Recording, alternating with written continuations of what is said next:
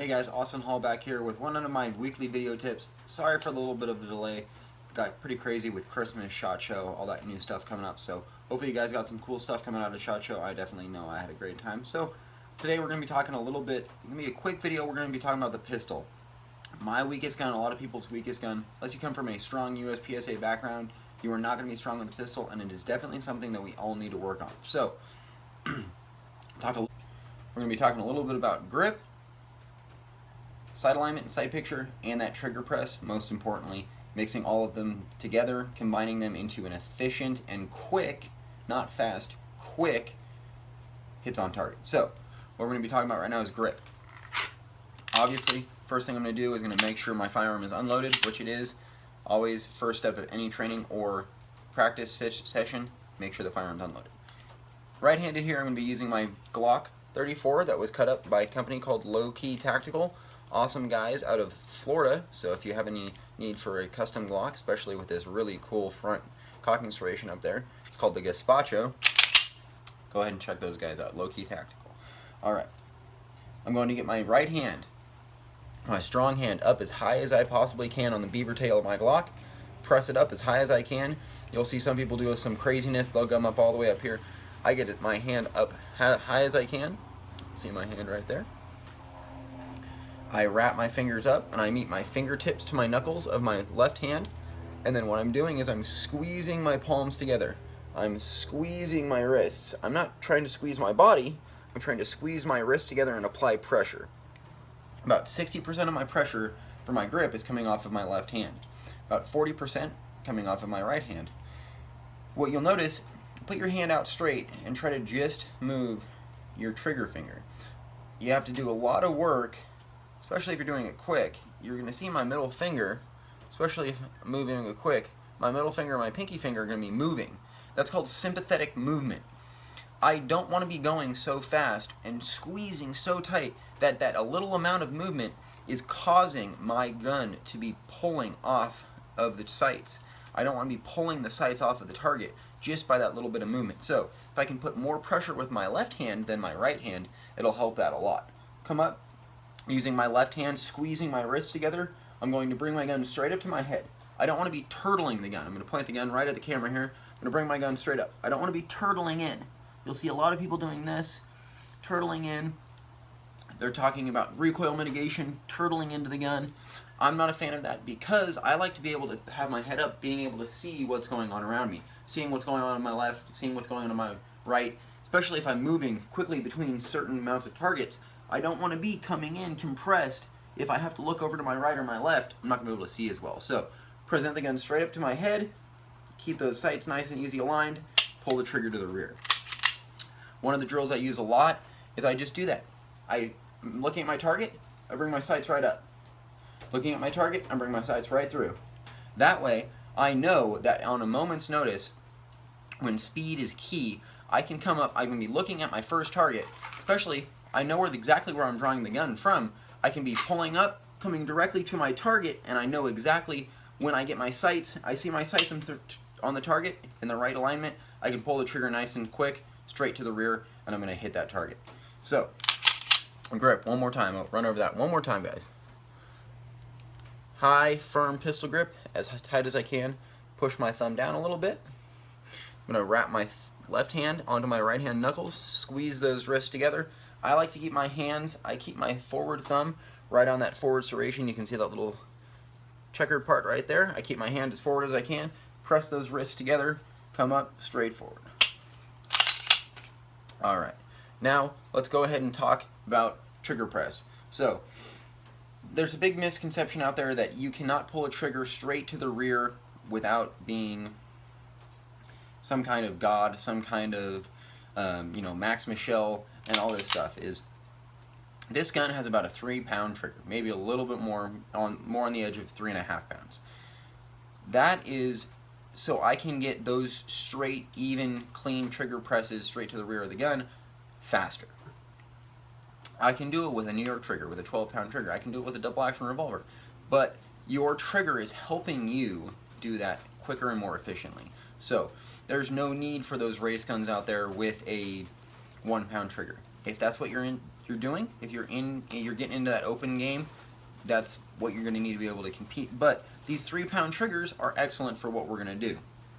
The most important thing is do what's the most comfortable for you. I see a lot of people talking about, no, you need your finger right on the tip of you need your tip of your finger right on the trigger. You need the middle knuckle of your finger right on the trigger. That's the only way to do it. That's not true at all. So I see a lot of people trying to say this is the only way to do it. This is the only thing that you need to be doing. That's completely untrue. There's no wrong way to do it unless you're doing something unsafe. Then it can be wrong. If you're doing something completely safe and it works for you, that's the way you need to do it, and that's the way you should be doing it. I like to do it a certain way. Everyone likes to do it their own way. So everyone at one point made up their own theory or their own practice. So I'll be gripping the gun nice and firm. I don't put my finger straight on the trigger. I put my finger at an angle. That's because that's the most natural way for my hand to rest. I don't like having my wrist rotated all the way around the front of the gun. I don't like having my wrist all the way to the back. So when I'm naturally up on the gun, my trigger finger is almost like this on the trigger. That's just how it's natural for me. That's what works for me. So if that works for you, go ahead and try it. If it doesn't, modify it to what fits your hand, what fits your gun, whether you're using a Glock, an XD, an STI, whatever you're using. So you're going to see I'm going to come up. I'm going to be putting the sights right on target. Equals height, equal light. Everyone's heard that moniker. I'm going to go ahead and demonstrate that with my fingers. This represents my rear sight. This represents my front sight.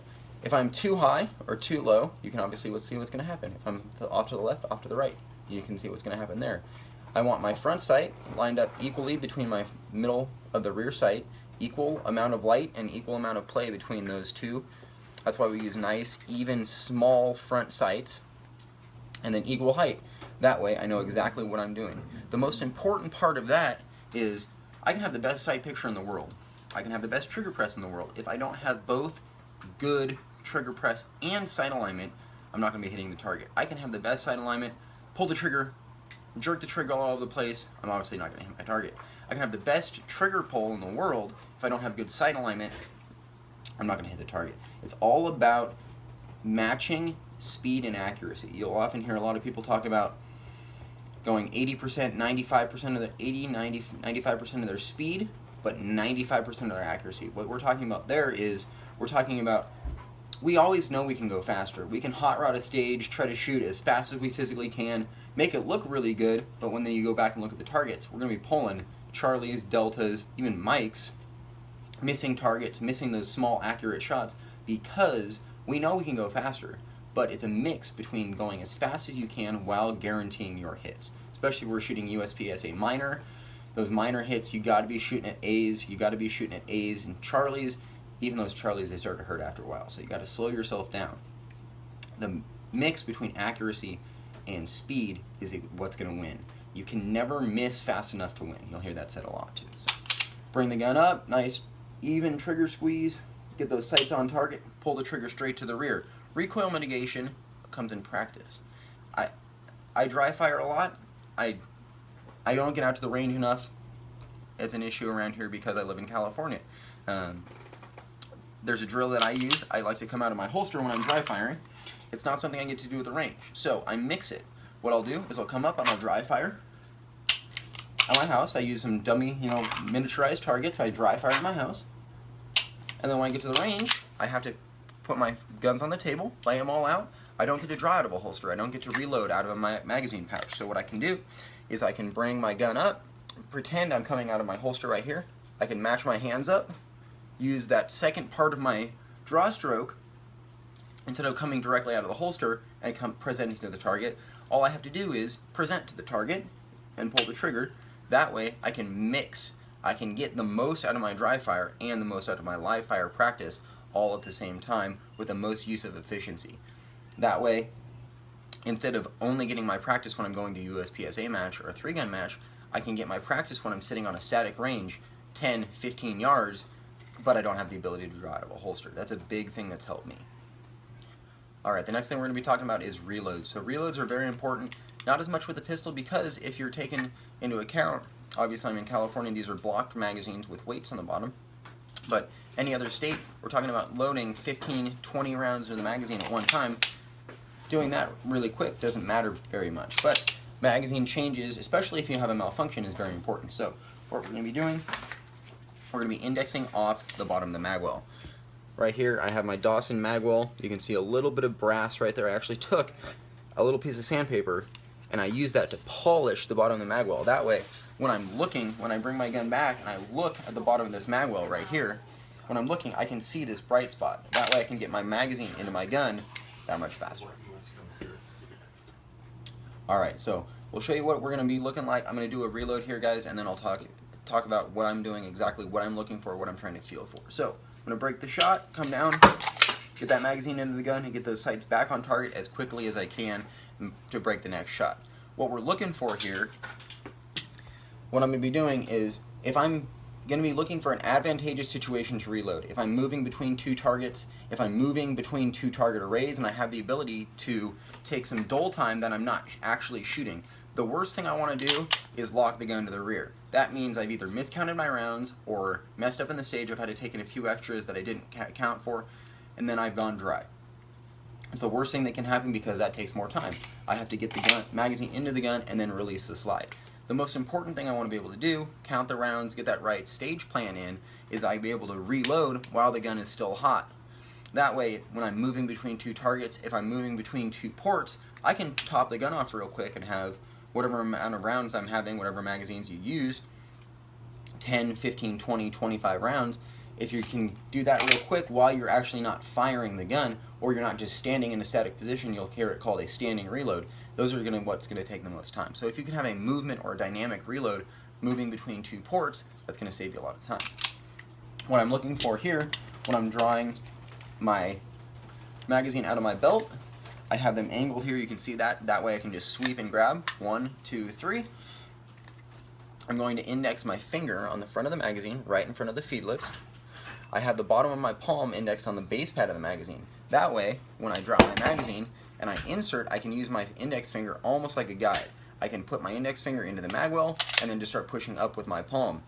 If I miss that magwell, my finger can guide me back in. I don't want to be doing this so fast, just like a shotgun reload. I don't want to be bumbling this.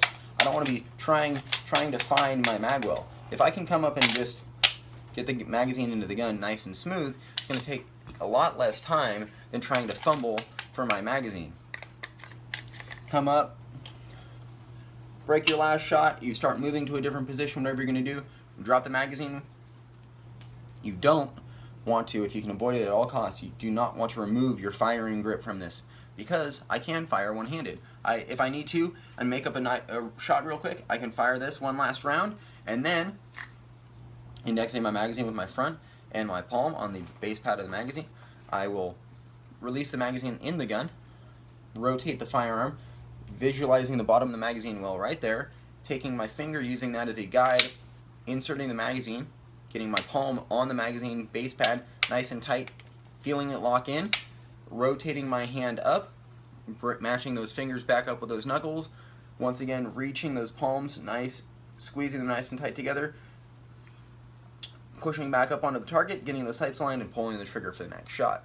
That way I can minimize as much movement as possible.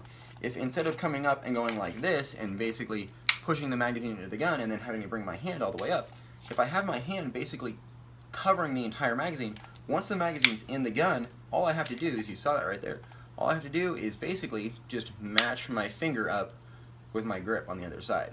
So all I have to do is rotate my hand over. Talking about minimizing the amount of wasted movement. So if we're talking about an unloaded gun start, whether that be the magazine on the table or the magazine in the gun, but the gun does not have a loaded chamber, we can talk about that. We can minimize a lot of movement. Instead of having to come up and racking the gun and then bringing my hand from all the way back here up into the front, what I can do is, instead of coming up all over the top or like this, I've seen some people do this, you can reach up with a webbing of your hand, like chicken wing right here. You can come up, grab it, push forward with my right hand, and pull back with my left hand while grabbing the slide like this. I can rack the gun, and as I'm doing that, all I have to do is rack the gun and then rotate my hand forward. Just like the magazine, when I'm putting the magazine in, I rotate my hand up. Now this way I'm just rotating my hand down into the gun and then getting the sights on target. You can see how quick that could be. go ahead and unload the gun. Empty gun start. I have some dummy rounds here. I think I got these on Amazon for like 10 or 12 bucks. Empty gun start. What we're going to do, pretend I'm starting here. I'm going to come up, rack the gun, and then rotate my hand down. You can see it's pretty much natural that I'm going to rack the gun and bring my hand back up onto the grip of the gun. Very easy to start, very easy to get used to, and that also allows you to get used to running into situations where you have malfunctions.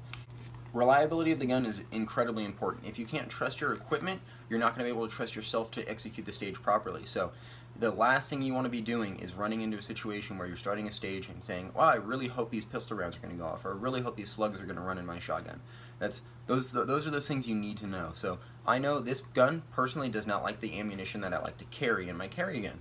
I know that I have to use the ammunition that it likes. If it doesn't, it's going to cause issues and it's going to cause malfunctions, which is going to take time. I don't want to minimize my use of time by maximizing my malfunctions. That means changing out my springs in my magazine. That means taking these apart every once in a while and cleaning them. It means proper cleaning and lubrication of my firearms, whether that be rifle, the pistol, or the shotgun. Whatever you're using, if you don't take care of your equipment, it's not going to take care of you when the time is necessary. In competition, is that necessary? If you want to win, yes. It's much more necessary in a defensive situation. If you can't trust your carry gun, especially if you carry a gun every single day, if you can't trust it and you can't trust that ammunition to go off, it's never going to work. I carry Lakeshore ammunition in my competition guns all the time. I shoot it in practice every single day that I go out and practice. I will not shoot anything other than Federal HST into my carry gun. It's what I know it likes. It feeds it every single time. I've never had a single malfunction with it of the several thousand rounds of HST that I fired. And I know that has a very good track record with both police and self-defense shooting. So that's what I carry. Same thing with the shotgun and the rifle. I'm not going to go out and buy a brand of ammunition that I've never tried, that I've never even heard of, going out to these situations where I'm going to a match in a different state. If I don't get to fly the amount of ammo that I would like to, go to a Walmart and buy some cheap Federal, Hornady, whatever it is, even if it's Wolf. I know my gun will feed it. I know my gun does not like certain types of ammunition, which I have to avoid. That's just kind of the name of the game. So most importantly is knowing exactly what your gun likes, keeping your guns properly maintained, keeping your magazines properly maintained, which is a big one, especially with the pistol. Got to keep those magazine springs up and working. That's one of the most important things. It's something that a lot of people overlook, especially when they're getting into the game.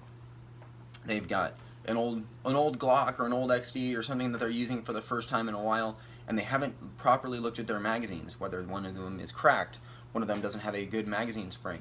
I have broken several mag followers by dry firing them, so I know that I have to go through, check the followers, make sure they're not cracked or damaged in any way. That way, I know when I load these magazines up to full capacity, jam them in a gun, I'm not going to have any feed issues.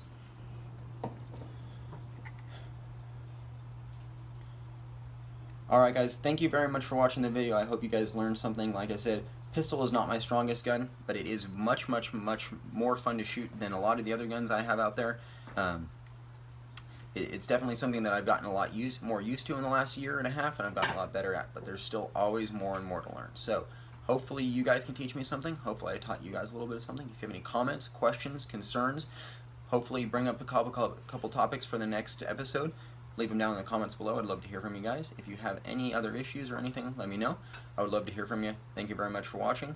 Thank you very much to all my sponsors who make me allow me to do all of this. Like I said, the gun from Low-Key Tactical Solutions, Lakeshore Ammunition that gives me all of my match and practice ammunition, Blue Mountain Tactical Concepts, and Graham Defense. Thank you very much, guys. I appreciate everything. Hope you guys have a great day. Thanks for watching again. We'll see you on the next one.